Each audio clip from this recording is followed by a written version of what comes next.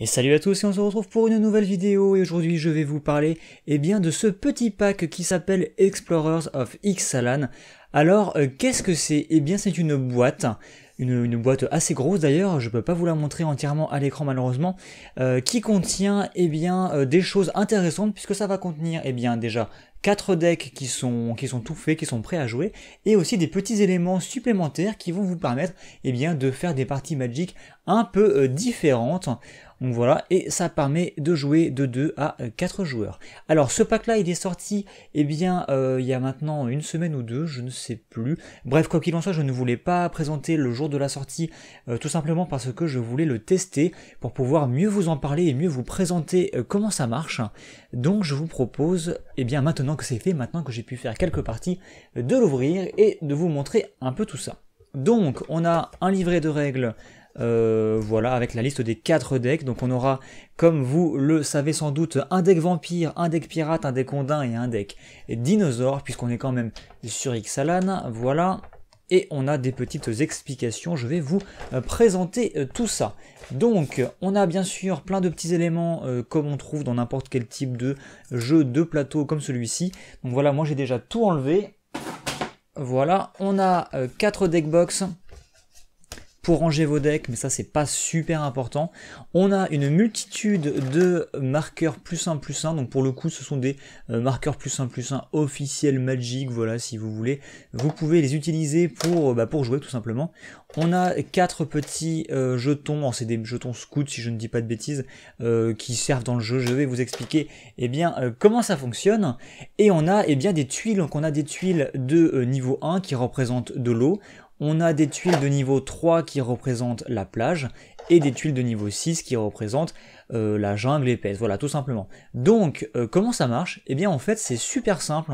On va faire une partie Magic, exactement, une partie Magic, on va dire, tout à fait normale, tout à fait classique. La seule différence, c'est qu'on va pouvoir disposer nos tuiles de cette manière pour former une petite île. Donc tout simplement, en fait, on va choisir 4 tuiles parmi celles-ci. Donc il faut obligatoirement prendre la tuile qui est Orasca, la cité d'or, donc il faut la mettre dedans. Donc on en prend 3 autres, voilà, celle-ci par exemple. On mélange ça, hop, et on fait le cœur de l'île. Ensuite on va faire pareil, voilà, on va mélanger nos tuiles de niveau 3 et on va faire le tour de notre noyau, on va le border de plage, tout bêtement.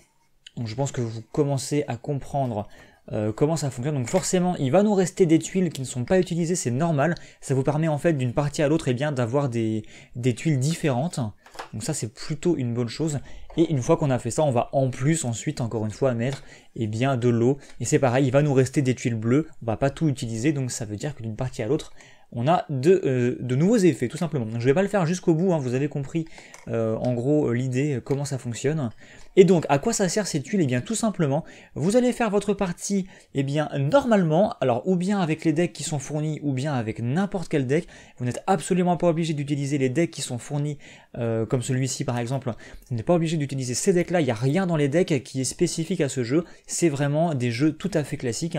Et en fait, une fois par tour, vous aurez le droit, si vous le désirez, de retourner une tuile. Donc en fait, la règle, c'est qu'il faut retourner une tuile qui est accessible. Donc par exemple, on doit, pour commencer, retourner forcément une tuile qui est à l'extérieur, donc une tuile bleue. Et si par exemple, on est dans cette configuration et qu'on a retiré les tuiles bleues ici, voilà, ici et ici par exemple, en fait cette tuile de niveau 3, comme elle n'a aucune tuile de niveau 1 qui la touche, vous pouvez la retourner, voilà, c'est toujours une tuile par tour. Et bien sûr, pour celle-ci, il faut payer 1 mana, pour celle-ci, il faut payer 3 mana, etc. Et les tuiles de niveau 6, bien sûr, ça coûte 6 mana à retourner, et vous ne pourrez la retourner que si par exemple vous êtes dans cette configuration-là. Non, ça ne marche pas parce qu'elle a une tuile de niveau 3 qui la touche. Donc si vous êtes comme ceci, cette tuile de niveau 6, elle n'a aucune tuile de rang inférieur qui la touche, vous pouvez la retourner. Et donc, à quoi ça sert? Voilà, justement, je suis tombé sur la Golden City, mais à quoi ça sert? Vous avez 3 types de tuiles, donc 3 types d'effets qui peuvent se déclencher. Donc l'effet le plus courant, c'est l'effet event, donc événement.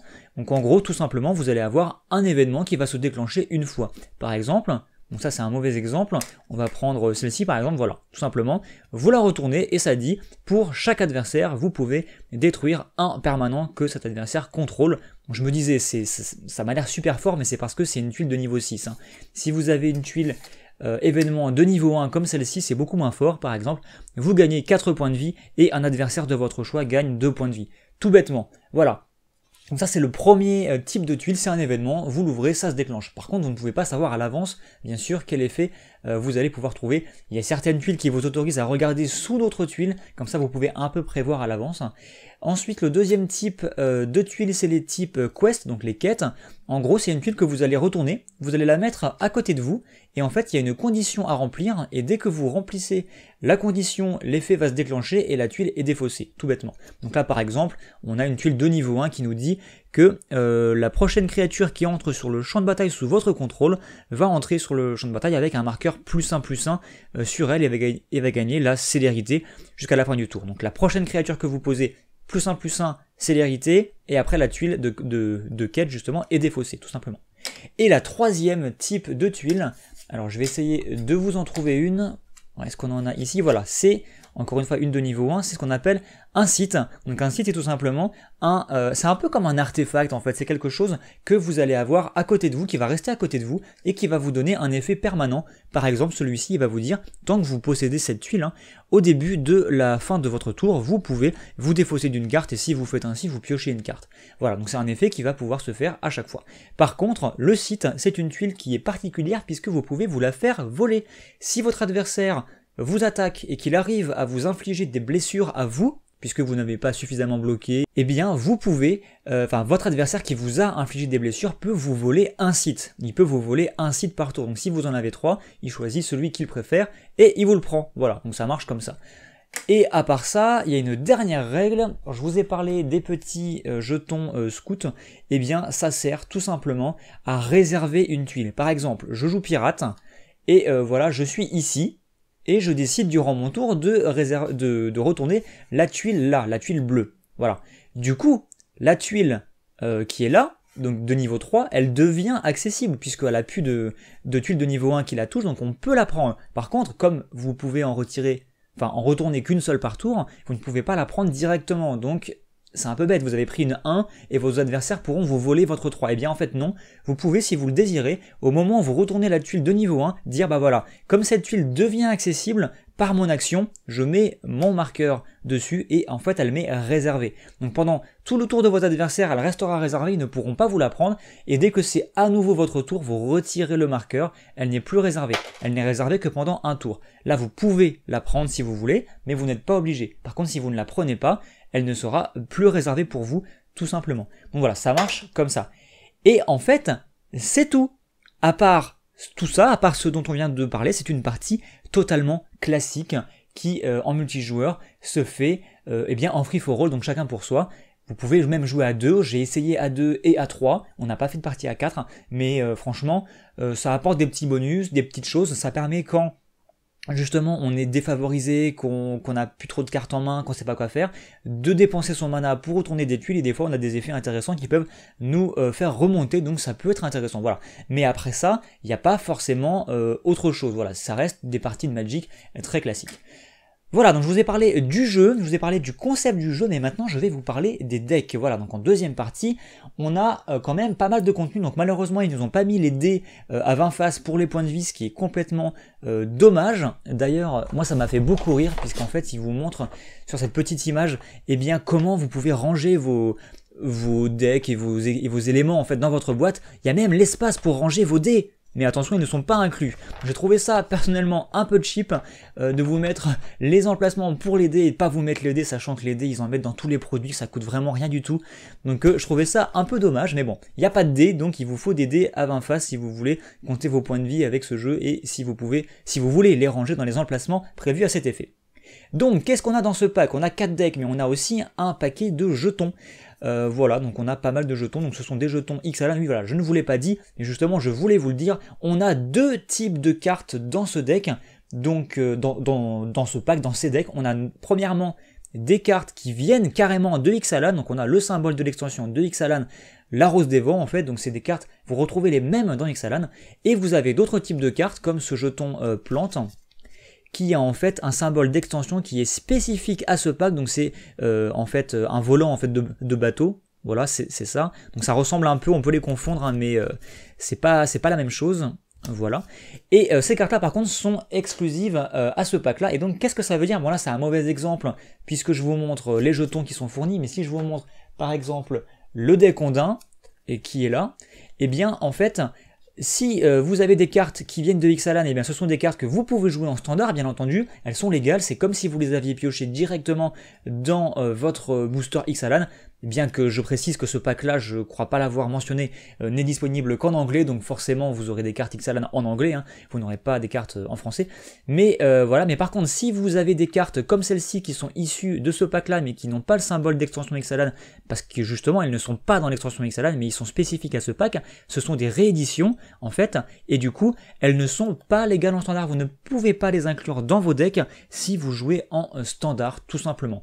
Et quasiment toutes les rares qui sont fournies dans les decks sont des rééditions. Donc, il y a de très bonnes rééditions, hein, justement, le Sovereign Ondin, il est vraiment cool, on a Time Warp, enfin, voilà, on a vraiment de bonnes rééditions, mais ce sont bien des rééditions, vous ne pouvez pas les jouer en standard, voilà. C'est une grosse précision, mais c'est quand même important à mentionner. Donc, qu'est-ce qu'on a comme deck? Alors, je vais faire un peu de place, on va enlever tous ces petits trucs, voilà. Voilà. Donc on a le deck Ondin qui est là, on a le deck Vampire qui est là, on a le deck Pirate qui est là, même si devant j'ai pas vraiment mis un pirate, mais voilà, on a un deck Pirate ici, et on a le deck Dinosaure, donc c'est le seul qu'on n'a pas joué, donc on va l'ouvrir en live, sachant que nous on a fait des parties qu'avec ces trois decks là, mais voilà, concrètement les decks sont assez équilibrés. Le deck Vampire est vachement puissant, c'est lui qui a gagné à chaque fois, mais les decks sont globalement assez équilibrés. Donc le deck Ondin, qu'est-ce qu'on a? On a justement le Sovereign qui est un super Ondin qui nous booste tous nos Ondins, et en plus il peut en rendre un imbloquable, c'est super fort, c'est une super réédition, et je crois que l'illustration en plus elle est exclusive à ce pack là, donc c'est vraiment une très bonne chose.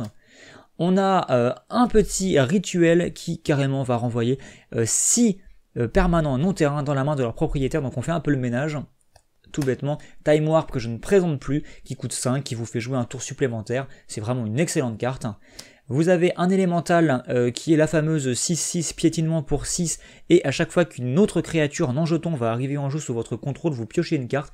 Donc ça c'est vraiment une carte très sympathique en vert, parce qu'on a du mal à piocher en vert, donc ça c'est vraiment bien. Et ça vous fait une grosse bête qui vous fait piocher. On a un Ondin qui pour le coup vient de Ixalan, donc ça c'est une carte de l'extension Ixalan, qui est le fameux Shaman qui coûte 4, c'est une 3-3. Et pour 4, vous allez pouvoir mettre des marqueurs plus simples, enfin pas pour 4, pour X et 2 verts, vous allez pouvoir mettre X marqueurs plus 1 sur le terrain ciblé que vous contrôlez, et il va s'éveiller, il va devenir un terrain 0-0, donc il va devenir une créature avec les marqueurs plus 1 dessus, donc ça va vous faire une petite bête. Et on a aussi une petite aura qui permet d'enchanter un permanent qui coûte, donc c'est une créature, excusez-moi, qui coûte 2 ou moins, et vous la contrôlez tout simplement, donc une prise de contrôle. Voilà pour les rares du deck Ondin. Après on a des cartes un peu variées, donc des cartes bien sûr Ondin qui viennent d'Ixalan, et des cartes un peu autres qui viennent pas d'Ixalan, mais qui marchent plutôt bien, voilà, des invocations. Donc je ne passe pas trop de temps. On a Chasseur Chassé, qui est une réédition pour le coup, mais je crois qu'elle existe dans Ixalan, donc il me semble qu'elle est même légale celle-ci pour le coup, mais je crois que l'illustration là, encore une fois, est exclusive à ce pack là. De toute façon, je ne l'ai pas précisé, mais dans la liste des cartes, en fait, vous avez la liste des cartes qui ont une petite astérisque, comme celle-ci par exemple, où on vous dit que justement ce sont des illustrations exclusives pour ce pack là. Donc voilà, effectivement, Chasseur Chassé, c'est bien une nouvelle illustration, c'est bien ce qu'il me semblait, et elle est vraiment jolie, donc c'est cool. Après vous avez des cartes voilà, plus classiques comme celle-ci. Donc vous avez un peu de tout, donc je passe rapidement sur ce deck. On va surtout regarder un peu les rares de ces decks là. Ensuite, pour le deck Vampire, ils nous ont mis la deuxième mythique. On a que 2 mythiques, il me semble, le Time Warp et la régente de Nécropole. Donc il nous vient de Return to Ravnica à la base. Donc un très gros vampire, 6-5 pour 6 avec le vol. Et quand une créature que vous contrôlez va réussir à infliger des blessures à un joueur, eh bien vous mettez un marqueur +1/+1 sur cette créature. Donc ça peut vraiment vous faire une grosse armée. On a la bannière qui est vraiment une très bonne carte pour les jeux tribaux, qui est issu d'Ixalan et qui est légal en standard. On vous met ça dedans, donc c'est vraiment cool. On vous met jour. jour du jugement, voilà, donc Day of Judgment qui détruit toutes les créatures, une sorte de Wrath of God un peu moins puissant, mais vraiment une très bonne carte, voilà, donc on vous met ça dedans, voilà, donc déjà que des cartes de grande qualité, on vous met un berceau d'immortalité qui va doubler les points de vie du joueur ciblé en éphémère, et après on le remélange dans la bibliothèque, on vous met en plus une petite aura qui dit que la créature que vous enchantez va devenir indestructible, et à chaque fois qu'une créature arrive en jeu sous votre contrôle, vous pouvez lui attacher ça, donc vous le retirez de la créature sur laquelle elle est actuellement attachée pour aller l'attacher à une autre, donc ça peut vraiment être sympathique. Et on vous met aussi le petit vampire qui nous vient d'Ixalan et qui peut être très fort. Donc personnellement, sur l'une des parties, on était à 3. Moi j'ai balancé Day of Judgment, donc tout le monde est mort. Il y a eu au moins 10 créatures qui sont mortes. Juste après, j'ai joué le paladin qui fait qu'il arrive en jeu avec un marqueur +1/+1 sur lui pour chaque créature qui est mort ce tour-ci. Donc c'était en gros une 12-12. C'était très drôle et j'ai gagné la partie notamment grâce à cette grosse bébête. Voilà. Donc ensuite, on a d'autres petites cartes. Un peu de tout, des rééditions, des cartes d'Ixalan. On notera notamment, eh bien, si je le retrouve, les enfants de la nuit qui sont sympathiques, mais surtout le faucon vampire, voilà, qui est notre cher Batman en fin de compte, et qui est une excellente carte, un des meilleurs vampires qui soit sorti à mon sens. Donc pour 3, une 2-3 vol, lien de vie, contact mortel, donc on vous en met une dans ce deck, donc ne passez pas à côté, c'est vraiment super cool. On vous met quand même 2 fois, donc c'est, je sais plus, je me rappelle jamais si c'est mortifié ou mortification, je crois que c'est mortification, une superbe gestion en éphémère, voilà, qui casse ou une créature ou un enchantement, on vous en met 2, donc c'est cool. Donc voilà, vraiment un deck vampire de qualité, je trouve sincèrement que le deck vampire est vraiment de très très bonne qualité dans ce pack. Franchement, on se moque pas de nous. Le deck pirate que j'ai pas trop détaillé parce que déjà je l'ai pas joué et je suis moins fan des pirates, mais j'ai pas l'impression qu'il y ait des trucs de malade dedans. On vous met le petit pirate qui nous vient de Ixalan, voilà, qui dit que si une source que vous contrôlez devait infliger des blessures à un permanent ou à un joueur, ça double en fait. Donc c'est vraiment puissant. Après c'est quand même qu'une K4 pour 7. Donc voilà. On vous met le Sphinx qui a le vol et le flash et qui dit que il peut bloquer que des créatures qui volent, donc il peut pas bloquer ceux qui ne volent pas, et quand il arrive en jeu, si vous contrôlez un autre pirate, puisque c'est un pirate en tant que tel, eh bien vous pouvez engager 2 permanents non terrain, donc ça peut vraiment faire des petites choses, donc qui vient d'Ixalan également. Après on a des cartes qui sont plus des cartes de réédition, ça nous dit en enchantement, dès qu'une créature que vous contrôlez attaque, elle va gagner +1/+0 jusqu'à la fin du tour pour chaque autre créature attaquante, donc c'est vraiment, qui partage un type de créature, donc c'est vraiment très fort pour le coup, pour le deck pirate. Alors ça par contre c'est vraiment bien, l'automate adaptatif il me semble. En tout cas voilà, vous le mettez en jeu, vous choisissez un type de créature et il va booster toutes les créatures du même type, donc c'est vraiment très fort.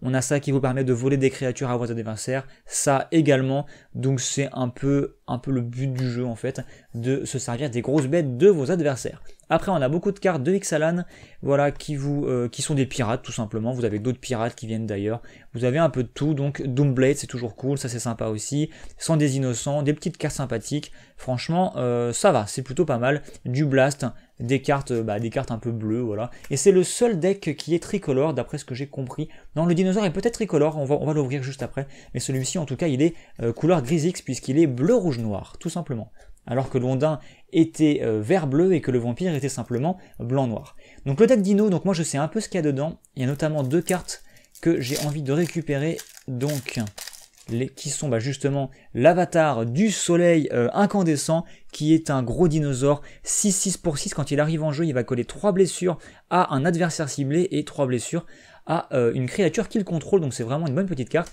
Un Régisor Alpha, vraiment superbe carte, encore une fois, de rares qui viennent d'Ixalan, hein. Donc le Régisor Alpha qui est vraiment une superbe carte, c'est une 4/4 pour 5 qui va donner la célérité à tous les autres dinosaures. Et quand il arrive en jeu, il met un dinosaure 3/3, donc est-ce qu'on en a un sous la main? Oui, il va nous mettre un dinosaure 3/3, et c'est cool, j'avais très peu de jetons dinosaure 3/3, donc voilà, ça va m'en faire quelques-uns grâce à ce pack, donc ça c'est plutôt cool. Ensuite, qu'est-ce qu'on a? On a un enchantement qui nous dit que déjà il coûte 3, et qu'après on pourra payer 5 à tout moment pour dégager toutes les créatures que l'on contrôle, et après cette phase principale, il y a une phase de combat supplémentaire, avec à nouveau une phase principale, d'accord. Et on peut le faire que à tout moment où on peut jouer un rituel, heureusement, mais par contre si on a plusieurs fois 5 mana, on peut faire autant de phases d'attaque que l'on veut durant le tour, j'ai l'impression, ça m'a l'air assez pété quand même. Ensuite on a une petite carte qui nous vient, je crois, de Retour à Miraudin, c'était... je ne sais plus exactement, Miraudin assiégé peut-être, ou alors Nouvelle Phyrexia, je ne sais plus. Pour 7 en rituel, en tant que coup supplémentaire, on va devoir révéler une carte de créature de notre main, et ça va coller X blessure à chaque créature que votre adversaire contrôle, où X est le coût de la carte, sachant que, comme on a des dinosaures en général, ça va faire mal, puisqu'on va révéler de très grosses cartes. Ah, on a une carte vraiment très sympathique que j'aime beaucoup. En fait, c'est un rituel, mais on va dire en fait qu'on va choisir une créature, elle va gagner +5/+5 piétinement jusqu'à la fin du tour, et pour chaque blessure qu'elle va réussir à mettre à un joueur ce tour-ci, vous allez piocher autant de cartes, donc c'est vraiment cool. Par contre, malheureusement, c'est un rituel, ce qui veut dire que vous ne pouvez pas la jouer par surprise, vous êtes obligé de dire « je joue ça, et après je vais attaquer », et votre adversaire a tout le temps de balancer une gestion, donc c'est un peu dommage, mais ça reste une carte intéressante. On a ensuite une carte vraiment intéressante, elle coûte 4, et après pour 4 et vous l'engagez, vous mettez une carte de créature de votre main en jeu, tout simplement, voilà. Donc ça fait plaisir quand vous avez des grosses cartes. Voilà, vous avez des dinosaures qui vont coûter 5, 6, 7, donc ça peut être avantageux. En parlant de gros dinosaures, ils nous ont mis le Brotodonte qui est 9/9, donc beaucoup de cartes d'Ixalan du coup, vu que c'est vraiment un deck dinosaure, et qu'on a des cartes dinosaures surtout qui viennent de Ixalan. La carte qui s'enrage et qui met des marqueurs, voilà, après voilà, dinosaure forcément, 5/5, piétinement, célérité, pour 5, ça fait mal, le bouvier forcément qui va vous donner du mana et qui va grossir, là voilà, c'est bien ce qui me semblait, beaucoup de cartes d'Ixalan forcément, puisque il y a, en fait les dinosaures ça n'existait pas vraiment avant Ixalan, donc il y avait des dinosaures, mais c'était en général lézards et bêtes, ou simplement bêtes, et il y a beaucoup d'errata qui sont tombés pour les retransformer en dinosaures, mais j'ai l'impression que du coup ils en ont pas forcément mis. C'est un peu dommage, puisque ça aurait été l'occasion de nous remettre des dinosaures avec le nouveau type, de nous remettre des rééditions de cartes, mais en fait avec l'errata justement. On a quand même Lightning Helix qui est une super carte. On a Chemin vers l'exil, super, bah écoutez, vraiment 2 cartes très très bonnes, de 2 très très bonnes gestions, super, je ne pensais pas qu'on aurait ça dans ces decks, ça fait vraiment plaisir. L'antiprismatique, voilà, en fait c'est bien ce qui me semblait, aucun dinosaure réédité qui nous viendrait du passé. Quoi qu'il en soit, voilà, donc le deck dinosaure, je suis agréablement surpris, je ne pensais pas qu'il y avait ces cartes à l'intérieur, donc c'est plutôt cool. Quoi qu'il en soit, le pack de mémoire, il est plus dans les 45 €, quelque chose comme ça, donc ça va vraiment dépendre de votre boutique, mais quoi qu'il en soit, ce sont des decks vraiment intéressants, il y a vraiment des cartes intéressantes dans chacun de ces decks. Le système de jeu avec les tuiles, je trouve à mon sens, c'est rigolo, hein, mais c'est un peu anecdotique, limite moi je suis plus intéressé par le pack, en fait, par les decks, hein, par les cartes qu'on trouve dedans, que par le jeu en tant que tel. Après, ça fait des petites variantes sympathiques, quand des fois, on veut changer un peu, on peut se faire du Plane Chess, de l'Arc Enemy, ou maintenant, on pourra se faire de l'Explorers of Ixalan avec des tuiles, voilà. Donc, j'espère que ça vous a plu, j'espère que ça vous aura intéressé, que ça vous aura appris des choses. Si vous comptiez vous acheter ce pack-là maintenant, au moins, vous savez un peu comment ça marche, vous savez un peu si ça vaut le coup, vous pouvez vous faire une meilleure idée, en tout cas. N'oublions pas qu'il y a pas mal de jetons qui sont des jetons recto-verso, donc c'est plutôt pas mal, beaucoup de trésors, beaucoup de dinosaures et de petites plantes, donc c'est cool. Voilà, moi j'en ai terminé avec ce pack là, tout simplement, n'hésitez pas à me dire ce que vous en avez pensé, si vous avez fait des parties, si vous comptez vous l'acheter. En tout cas, moi je trouve que c'est plutôt une bonne affaire, au moins vis-à-vis des cartes qui sont dedans et le jeu qui est plutôt fun. Voilà. Moi je ne vous retiens pas plus longtemps, je vous dis à très bientôt pour de nouvelles vidéos et je vous dis à plus.